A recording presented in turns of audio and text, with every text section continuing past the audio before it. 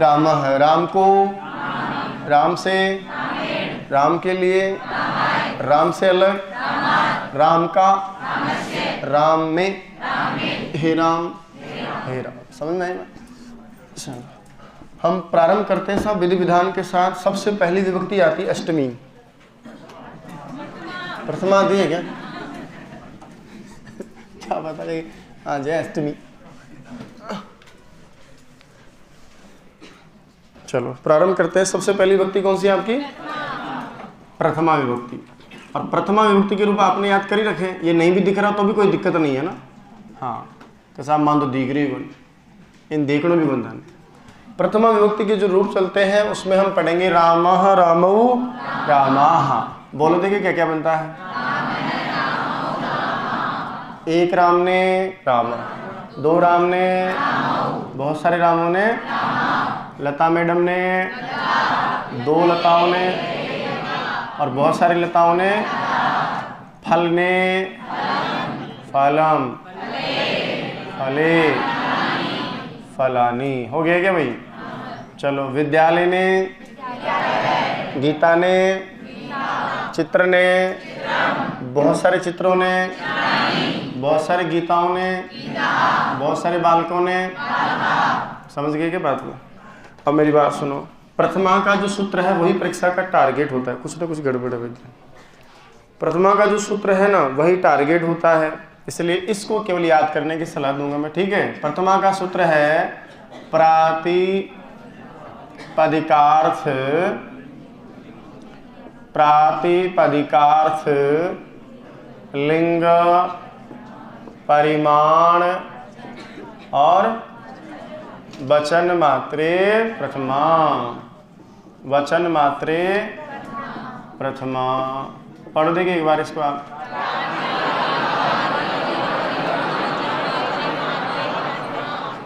और पढ़ो एक बार।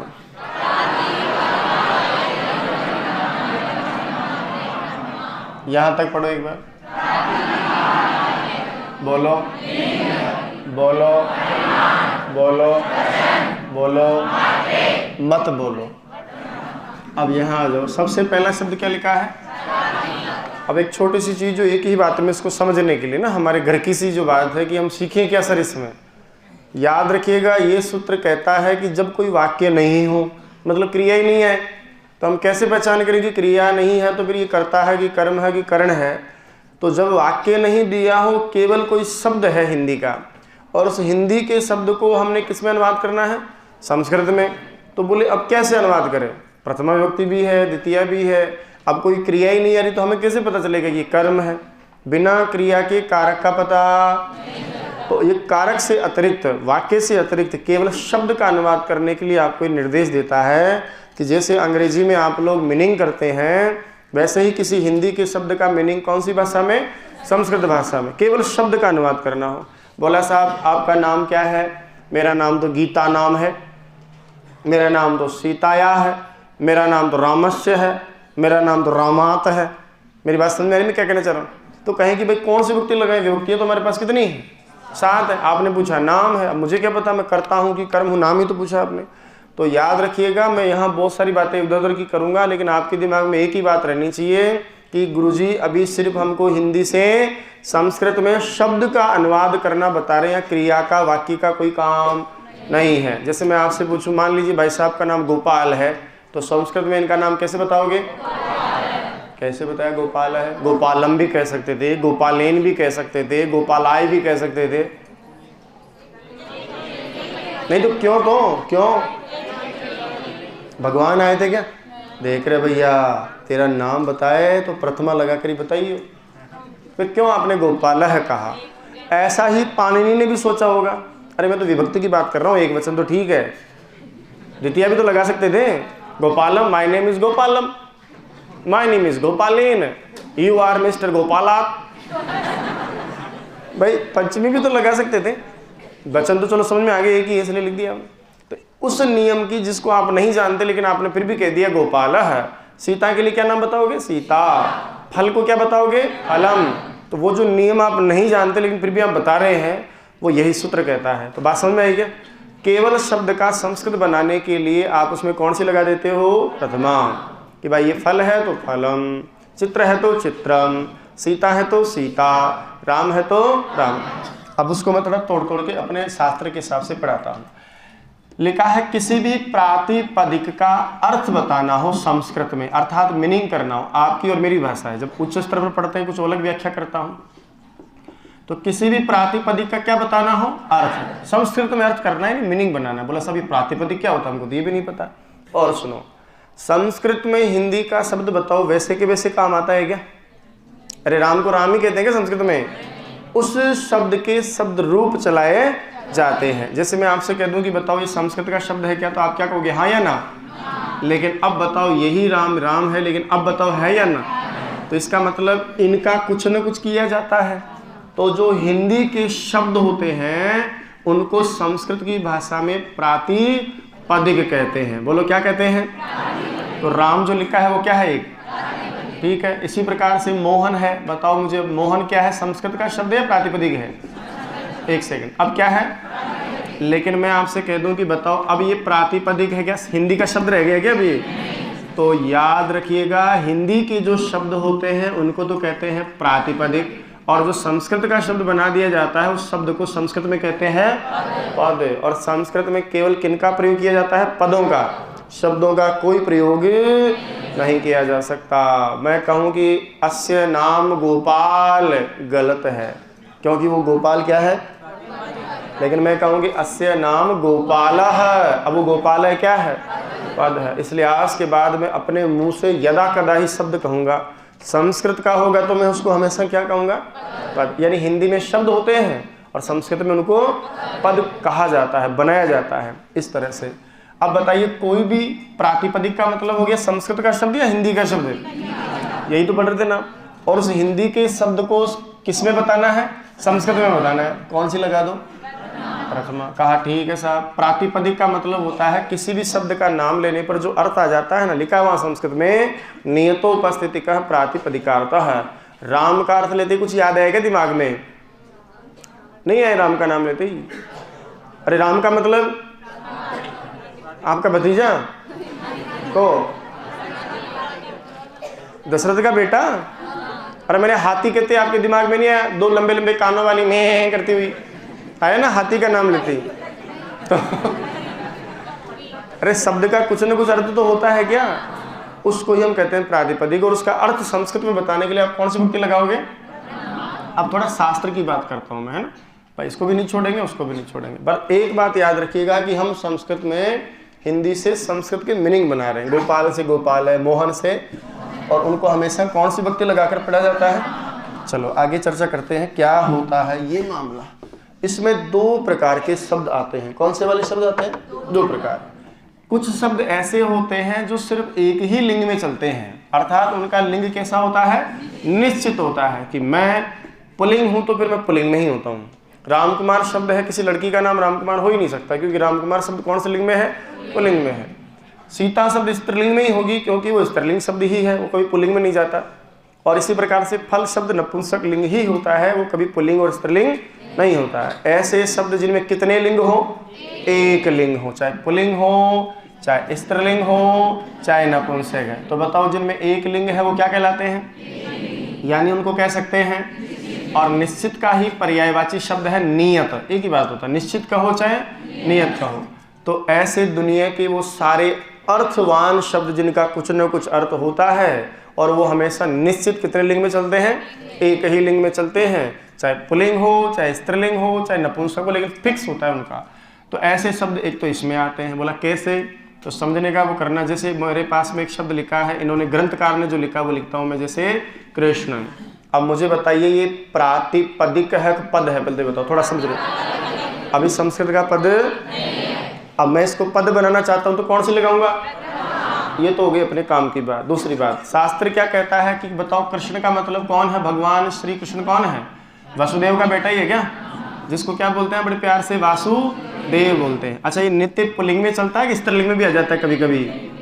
है, लड़की का नाम देखा कृष्ण, बेटी कृष्ण आजा। तो कृष्ण शब्द जो वसुदेव के पुत्र हैं वो काला नीला वाला नहीं, काला तो काली भी हो सकता है, इसलिए लिख रहा हूँ मैं, इतना बढ़ा रहा हूँ उसको। कि यहाँ कृष्ण का मतलब काला रंग नहीं है, यहाँ कृष्ण का मतलब जो वसुदेव के पुत्र यदुवंशी थे, जिनको आप बड़े प्यार से वासुदेव कहते हैं, ये नित्य कौन से लिंग में है? पुल्लिंग में। और इनका अर्थ भी है क्या? अब इस शब्द को संस्कृत में बनाने के लिए बताओ कौन सी लगाओगे? ये निश्चित लिंगी है कि अनिश्चित लिंगी है? ये हमेशा कौन से लिंग में ही चलता है? और देखो इसी प्रकार से मेरे पास में भगवान श्री विष्णु की पत्नी है, कौन? श्री का मतलब समझते हो? लक्ष्मी। देखो अपने आप अर्थ भी है इसका। और ये हमेशा बताओ कौन से लिंग में चलेगी? स्त्रीलिंग में। प्रथमा लगाते समय इससे क्या बन जाएगा? श्री। श्री शब्द में विसर्ग आती है ना, वहाँ लोप का विधान नहीं है, क्योंकि स्त्री प्रत्यय से नहीं होता ये। और देखो ये शब्द हमेशा नपुंसक लिंग में ही चलता है। ज्ञान का मतलब समझते हो? जानना, यही होता है क्या? और ये नित्य केवल और केवल कौन से लिंग में चलता है? नपुंसक में। कौन सी लगाओगे? प्रथमा। क्या बना लोगे? ऐसा। तो किसी भी शब्द का चाहे वो पुल्लिंग में हो तो फिर पुल्लिंग में ही रहने वाला हो, स्त्रीलिंग हो स्त्रीलिंग में ही रहने वाला हो, नपुंसक तो नपुंसक में रहने वाला। जैसे उदाहरण के लिए मोर अपने मन से भी लिख सकते हैं। जैसे मान लीजिए किसी का नाम गोपाल है, अब बताइए गोपाल किसी लड़की का नाम होता है? तो नित्य कौन से लिंग में चलता है शब्द? पुल्लिंग में। तो बताओ प्रथमा में क्या बनेगा? किसी का नाम सीता है तो सीता, और फल है तो फलम। भैया इनका अर्थ भी है, निश्चित एक ही लिंग में होते हैं। ऐसा तो नहीं फल है फलो भला, फला फले फलाह, फलानी ढिगड़ी ढिगड़ी फलानी, ऐसा कुछ नहीं। फलम फलम ही होता है, नपुंसक ही होता है। सीता सीता ही होती है, किसी लड़के का नाम सीता नहीं हो सकता। समझ रहे हो क्या मेरी बात को? चलो, और कुछ ऐसे भी शब्द होते हैं जिनमें लिंग होता ही नहीं है। बताओ आप, यानी उनमें न तो पुल्लिंग होता है, न स्त्रीलिंग होता है, और ना ही नपुंसक लिंग होता। ऐसे शब्दों को कौन शब्द कहते हैं? और वो हकीकत में जो आप हिंदी में अविकारी बोलते हो ना, वो सारे के सारे कौन से पद आ जाते हैं इसमें? अव्यय पद आ जाते हैं। अभी हिंदी के मान लो संस्कृत बना रहे तो आप शब्द भी कह सकते हैं, अव्यय शब्द आ जाते हैं, है ना। अब जितने भी संस्कृत के अव्यय होते हैं वो सारे के सारे यहाँ आएंगे, और उनमें आप कौन सी विभक्ति लगाओगे? प्रथमा। जैसे आपने एक नाम सुना होगा इसका, च का माना, और ये एक अविकारी शब्द है, ये च ही रहता है, कभी च चाची चू कुछ नहीं होता, वो चाची तो आप बना लेते उसको। इसी प्रकार से जैसे ग्रंथकार ने लिखा है सनई सनई, धीरे धीरे। ऊंचे का मीनिंग ग्रंथकार ने उच्चई, नीचे का मीनिंग, ये विसर्ग प्रथमा का नहीं है, ध्यान रहे। सनईस होता है खुद का ही, तो स का ऋतु विसर्ग हो गया शनई बन जाता है। इनके पीछे विभक्ति आएंगी, प्रथमा करेंगे, सुबह राम है रामों की तरह प्रक्रिया चलती है। लेकिन कोई भी प्रत्यय जब इनसे लगाया जाता है तो उन प्रत्ययों का हमेशा ही लोप हो जाता है। आयो चाल, आयो चाल, बोले सु आयो तू भी चाल, सुसु कुत्तो गुरुकुल जाओ लो। अब आएगा जा, जस आएगा जा, सस आएगा जा जा जा जा जा, कबूतर बूंदी की सड़कों पर जा। तो कहने का मतलब है कि इसमें दो प्रकार के शब्द आते हैं, तो चाहे वो कैसा भी है आपके दिमाग में यही रहना चाहिए कि भैया संस्कृत बनानी है ना, कौन सी लगा दूं? तो देखो सब में मैंने प्रथमा ही लगाई। हालांकि यहाँ क्या होता है कि विभक्तियाँ तो आती हैं पर वो सब भाग जाती हैं, इसलिए वैसा का वैसा ही रह जाता है। ये विसर्ग खुद का ही घर से लाते ही है सर, इसी का क्या हो जाता है विसर्ग। चलो आगे आ जाओ। नंबर 2 पढ़ो, क्या लिखा है भाई साहब? लिंग है। तो प्रातिपदिक का मतलब हिंदी का शब्द, उसको संस्कृत में अर्थ बताना हो तो कौन से लगाओगे? वो होता है हमेशा या तो निश्चित लिंगी या फिर होता है अलिंगी। लेकिन कुछ शब्द ऐसे होते हैं जो स्त्रीलिंग में भी चलते हैं और पुल्लिंग में भी चलते हैं, और नपुंसक या तो 3 लिंगों में चलते हैं या फिर 2 लिंगों में चलते हैं। कुछ शब्द हिंदी में भी आपने ऐसे पढ़े होंगे साहब, ये पुल्लिंग भी होता है, स्त्रीलिंग भी होता है या नपुंसक होता है। ऐसे शब्दों के लिए किस अर्थ में प्रथमा बताओगे आप? लिंग। हकीकत बात तो है कि लिंग नहीं, बल्कि इसको हमने कहना चाहिए लिंग की अधिकता अर्थ में। बोलो किस अर्थ में? इसका मतलब कुछ ऐसे शब्द होते हैं, बोले कौन आएंगे इसमें? तो सुनो, ऐसे शब्द जिनमें या तो होता है 2 लिंग, तो बताओ उनको क्या बोलेंगे आप? द्विलिंगी शब्द कहेंगे। या फिर उनमें होता है 3 लिंग, तो फिर बताओ उन शब्दों को क्या कहोगे? त्रिलिंगी कहोगे। और ऐसे शब्द जिनमें 4 लिंग हो तो बताओ उनको हम चतुर्लिंगी कह देंगे। पंचलिंगी बना लिया तो ले मजोले वास्तव में लिंग अधिकतम कितने शास्त्र में? तो चतुर्लिंगी हो जाएगा। अरे राम, मैं बताऊंगा मैडम को जाके घर पे। पढ़ने वाले इतने होशियार हैं हमारे। तो द्विलिंगी त्रिलिंगी होते हैं, समझ आ रही बात? अब बताओ, आपके सामने शब्द लिखा है तो आपको कैसे पता चलेगा कि इस समय पुल्लिंग में है कि स्त्रीलिंग में है, ये स्त्रीलिंग में है कि नपुंसकलिंग में है? इसलिए कहते हैं इनका लिंग निश्चित नहीं होता है। तो ये निश्चित लिंगी नहीं बल्कि अनिश्चित लिंगी होते हैं, अनियत लिंगी शब्द हैं। और इसमें वो शब्द आते हैं जिनमें या तो 2 लिंग होते हैं या 3 लिंग। जैसे उदाहरण के लिए एक हिंदी का शब्द होता है आपका तट, तट माना किनारा। अब ये बताओ, प्रातिपदिक है संस्कृत का पद है।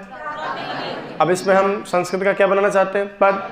तो बताओ संस्कृत बनाने के लिए कौन सी विभक्ति लगाओगे? लेकिन प्रॉब्लम ये है कि ये तो पुल्लिंग में भी चलता है, तो राम की तरह चलाना पड़ेगा। स्त्रीलिंग है तो नदी की तरह चलाना पड़ेगा, और नपुंसकलिंग है तो फल की तरह चलाना पड़ेगा। बोले कोई दिक्कत नहीं है, राम की तरह चलाओगे तो बताओ राम से राम है तो तट से, ये संस्कृत में प्रकट हो गया। पुल्लिंग शब्द है तट, तटा है। स्त्रीलिंग बनाओगे तो तट से, नॉट तटा। हमेशा तटा जटा नहीं होता, कुछ और भी बनता है। और इसी प्रकार से बोले नपुंसकलिंग में बनाओ तो फल से फलम तो तट से, ये देख लो, चाहे पुल्लिंग बनाया हो, चाहे स्त्रीलिंग बनाया हो, चाहे नपुंसकलिंग बनाया हो, हमेशा इसमें कौन सी लगा रहे हैं आप? प्रथमा। अब मेरी बात को गंभीरता से सुनना, मैं इसको वापस इसलिए ले रहा हूँ कि आपको भ्रम पैदा ना हो। यहाँ कृष्ण शब्द का मतलब है काला, और ये है आपका इस समय विशेषण, संज्ञा नहीं किसी की। ये समय किसका काम करेगा? विशेषण। और याद करो, इससे पहले मैंने अभी आपको 200-300 साल पहले पढ़ाया भी कि विशेषण का अपना लिंग नहीं होता है, वो किसके अनुसार आता है? विशेष्य के अनुसार आता है ना। तो बताइए फिर इसका अपने आप से, इस समय काला है, भगवान श्री कृष्ण वाला कृष्ण नहीं है। बोला चलो इसको मान लो कोई आ जाए पुरुष, कोई काला पुरुष आ जाए मान लो, तो अरे कैसी बात कर रहे हो? पुरुष के लिए क्या लिखोगे? क्या लिखोगे भाई? कृष्णा है भाई। विशेषण से मन काला नहीं होना चाहिए, पुरुष तो काला चलेगा, चल ही रहा है।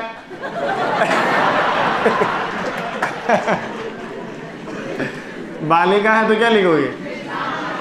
क्या लिखोगे? कृष्णा। और यदि नपुंसकलिंग शब्द है तो क्या लिखोगे? तो ऐसे शब्द जिनमें या तो 2 लिंग हो या 3 लिंग हो, ऐसे शब्दों को भी संस्कृत में बनाने के लिए पुल्लिंग है तो पुल्लिंग के हिसाब से प्रथमा लगा दो, स्त्रीलिंग है तो स्त्रीलिंग के हिसाब से लगा लो, और नपुंसक है तो नपुंसक लिंग के हिसाब से प्रथमा लगा लो। बाबूजी ज्यादा टाइम मिल लेना, एक सेकंड लूंगा। हाँ सेकंड तो हो ही गया। हाथ लगा लो, ऐसे बात हाथ लगा लिया। पॉलिटिकल की जो क्लास की चर्चा चल रही थी संडे को, वो नहीं होगी, समझ गया क्या? कल से तुम अवकाश पे जा रहे हो बेटा, संडे को कैसे आओगे? यातायात का दबाव रहता है, होली का त्यौहार रहता है। आप सबको मिशन परिवार की तरफ से हार्दिक बहुत शुभकामनाएं।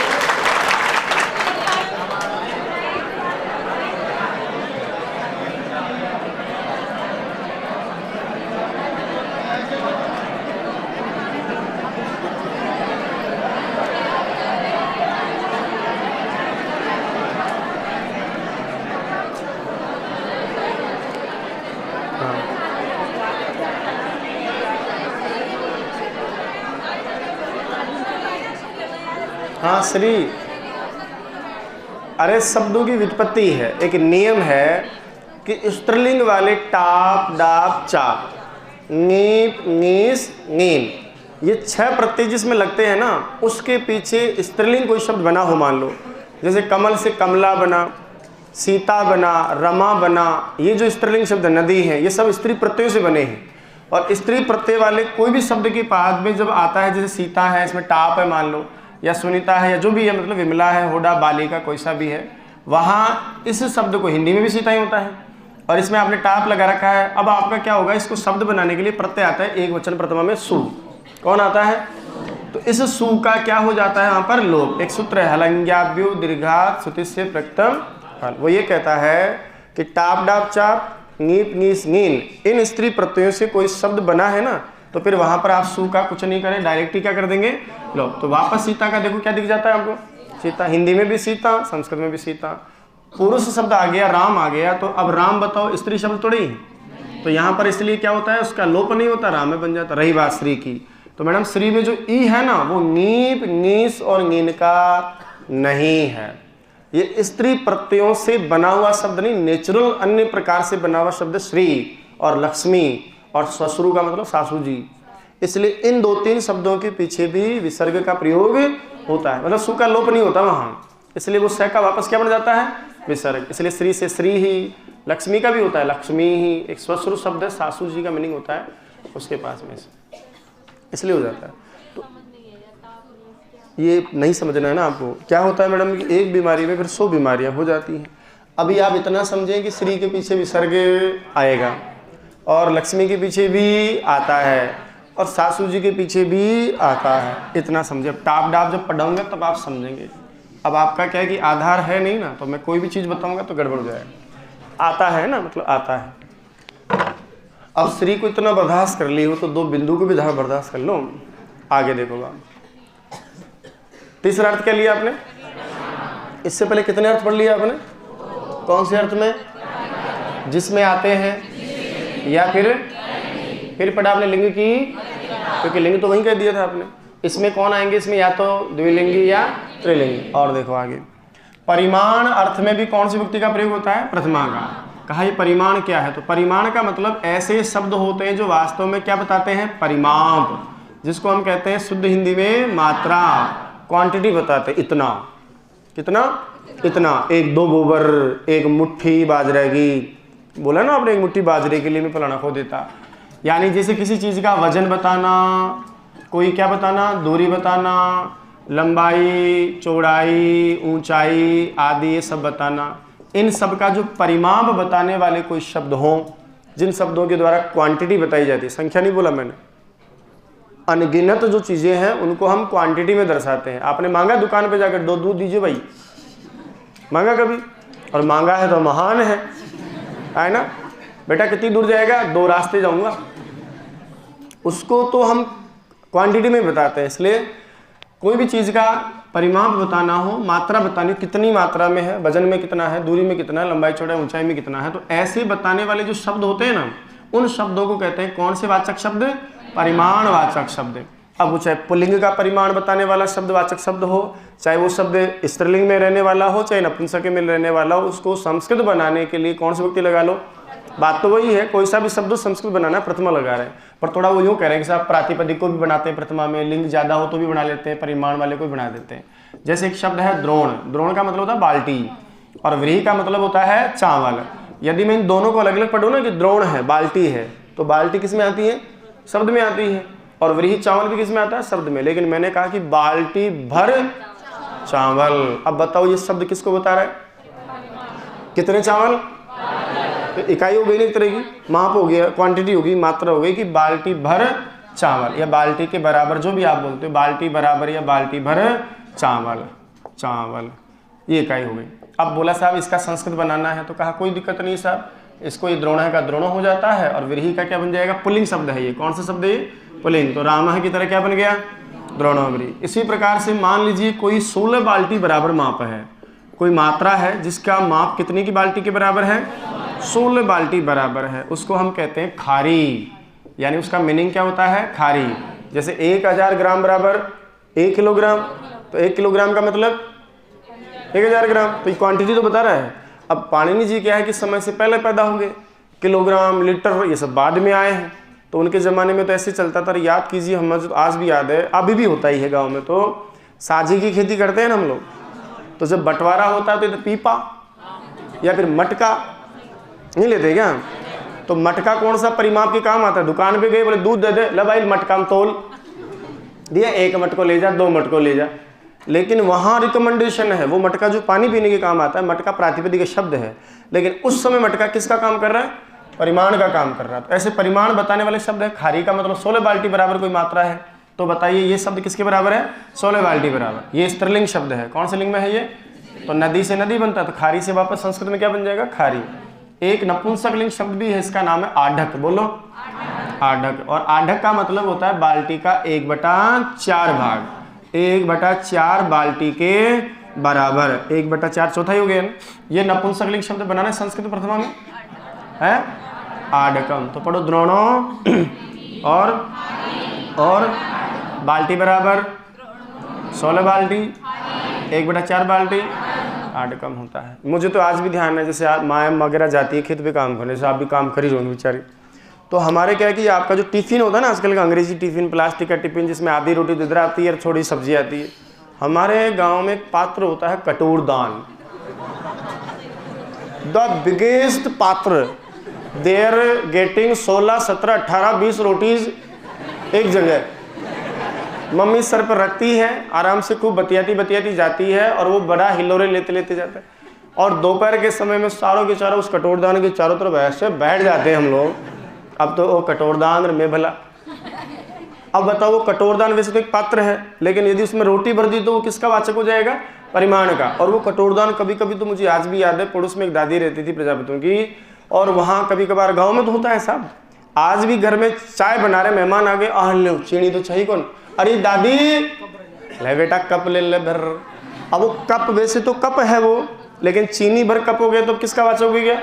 परिमाण का। और याद है उस चीनी को लौटाने के लिए वही कप ढूंढा जाता है, कप कड़ेगी और कप कड़ेगी और कई बार तो घर में कलेश हो जाता है। मम्मी ने कहे पापो और तारा लकड़ियाँ ने कहा तारी जिंदगी में कहीं ला दे मैं ला दी धन बस तुझे कुछ मिला है क्या आज तक? एक मैं ही मिला हूँ बस मतलब ये नहीं है कि चलो उस कप के से वो दूसरा कप देख लेते हैं, लेकिन महिलाएं कुशल गृहिणी होती हैं, कहीं शक्कर के 1-2 दाने ज्यादा। भाई मैनेजमेंट है, लाइफ मैनेजमेंट कहते हैं इसको। तो ऐसा नहीं हो, उसके लिए उस कप को ढूंढा जाता है। कई बार याद है मुझे कहती थी मम्मी जा बेटा आटा ले आ, वो कटोरदान, फिर तो रुक में जाती हूँ, फिर जाती थी वो दादी बेचारी सरल स्वभाव की, दादियाँ जाते जाते सरल स्वभाव की हो जाती हैं, कहे बेटा छोटी तू ही ले जा। अब वो जाके मम्मी जाती उस कट्टे को हिलाती, पहले तो हिलाया, फिर उसमें भरा, और मम्मी बढ़िया हृष्ट पुष्ट है, परमात्मा का जो है दबाया, पूरा जो झांसी की रानी वाला ताकत है उस आटे पे निकाल, भरा हुआ था डबक, फिर भरा, फिर डबक। अब जो 2 किलो का कटोरदान है वो पहुंच गया 5 किलो पर। भर ली बेटा? हाँ दादी भर ली, ले आया। अब जब वापस रिफंड करने का काम फिर मुझे कह रही है बेटा दिया, फिर मैं कहता हूँ रुक रुक मैं आती हूँ, फिर कट्टे को हिलाया, फिर आहिस्ता आहिस्ता निकाल के लिए, और जैसे मैं हाथ में ऊपर हाथ रख, अरे हाथ नहीं आओगे पागल हो गया कि तो हाथ रख रहा है क्योंकि हाथ रखते तो वो पर्वत पठार लाए तो 5 किलो और देते समय, इसलिए बोलता हूँ मम्मी चंट होती है मौत। अब वो कटोरदान आटे का वाचक हो गया ना, परिमाण बता रहे, इसलिए उसको कहेंगे परिमाणवाचक पदार्थ। तो ऐसा कोई भी हो, कटोरदान हो, गिलास हो, कुछ भी हो, ऐसे किसी भी परिमाण बताने वाले शब्द में भी आप संस्कृत बनाते समय कौन सी लगाएंगे? तो द्रोणोव्रीहि में भी आपने पुल्लिंग में बनाया, द्रोणोव्रीहि बना। स्त्रीलिंग में आप बनाएंगे तो खारी, और नपुंसक में आडक से लास्ट चर्चा जिसमें लिखा है चौथा अर्थ दिख रहा है क्या आपको सभी को? क्या लिखा है? वचन। कहा वचनवाचक जो शब्द है उस वचन बताने वाले शब्दों में भी बताइए कौन सी विभक्ति हो जाती है? प्रथमा। कहा वचन का मतलब, तो कहा कि वचन का मतलब होता है संख्या। क्या होता है भाई? संख्या। इसका मतलब जो संख्यावाचक शब्द हैं उन सभी संख्यावाचक शब्दों में भी नॉर्मली नाम लिया जाए 1, 5, 10, तो कौन सी विभक्ति लगाकर पढ़ोगे? जैसे मान लो मुझे संस्कृत में कहना है एक, क्या बोलूंगा मैं? या, एका, या। मुझे 2 कहना है तो प्रथमा ही लगाऊंगा ना मैं। 2, 3 कहना हो तो 3, 4 कहना हो तो 5 कहना हो तो, ये सभी चाहे हो सकते हैं बहुवचन का हो, ये एकवचन का हो, द्विवचन, लेकिन है कौन सी विभक्ति के रूप? ये ना द्वाभ्याम, एकेन, ऐसा मैंने कुछ नहीं कहा है। तो जब भी कोई संख्या नॉर्मली बताई जाए, ये कितने हैं तो 5 है तो आप पंचानाम नहीं बोलेंगे, आप केवल पंच कहेंगे। ये कितने हैं? 4 हैं तो फिर आप चत्वार है कहोगे। ये 1 है तो आप केवल एकह कहोगे। किसी भी शब्द का संस्कृत में अनुवाद किया जाए, ये पढ़ रहे हैं लगातार, तो उसमें हमेशा कौन सी विभक्ति का प्रयोग होता है? चाहे वो कोई भी हिंदी का प्रातिपदिक हो, या ऐसा शब्द जिसमें 2 या 3 लिंग हो, या जिसके द्वारा परिमाण बताया जाए, या फिर जिसके द्वारा वचन। तो कहने का मतलब है इतने प्रकार का कोई भी शब्द हो, उसको हम जब भी संस्कृत बनाएंगे तो कौन सी विभक्ति बनाएंगे? केवल समझ के लिए सुनना मेरी बात, मैं नाम बोल रहा हूँ, देखिए आप लोग पकड़ लेंगे क्या। जैसे नाम लीजिए, मैंने कहा राकेश शब्द है, अब बताओ राकेश में प्रथमा लगाकर तो क्या बनाओगे? मैं कहूँ कि 4 में से कौन से अर्थ में किया आपने? लगाओ दिमाग। परिमाणी है ना, प्रातिपदिकार्थ। मैंने कहा विमला, बताओ कौन से अर्थ में किया? प्रातिपदिका। सोच समझ के जवाब देना की बार। मैंने कहा श्वेता श्वेता श्वेतम शब्द है, श्वेत सफेद वाला। अब बताओ किस अर्थ में प्रथमा की मैंने? लिंग की अधिकता में। बोल ही रहा हूँ ना मैं खुद ही। समीचीन है समीचीना समीचीनम, लिंग की अधिकता। मैंने कहा जी भवनम, भवनम फिर भवन है, भवना भी होता है क्या?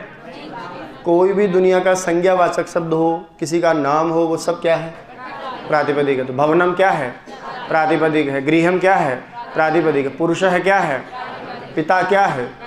माता क्या है? कभी माता को देखा पुल्लिंग में? क्या यार मेरी मम्मी तो पुल्लिंग में है। देखा पॉसिबल है क्या कभी ऐसा? और देखो चलिए, मैंने कहा 85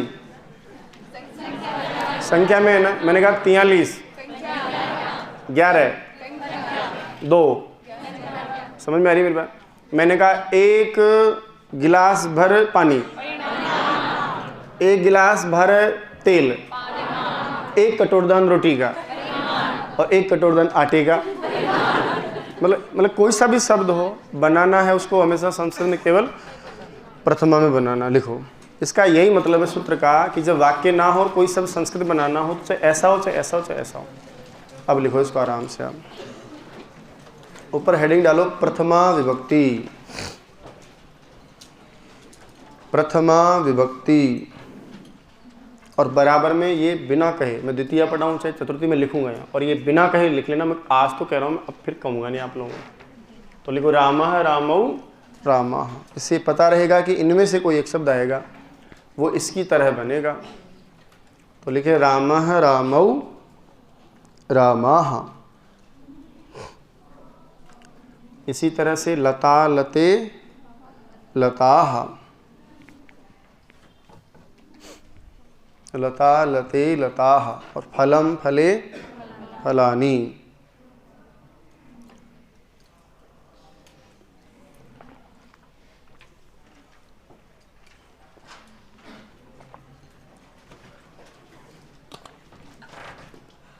देखो प्रथमा विभक्ति का सूत्र, ये एक ही सूत्र है जो आपको परीक्षा में पूछ सकता है।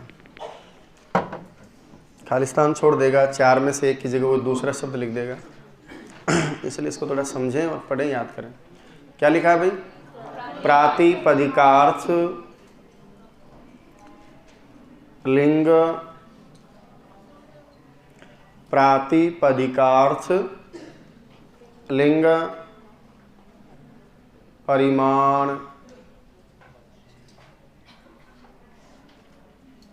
वचन मात्रे प्रथमा। प्रातिपदिकार्थ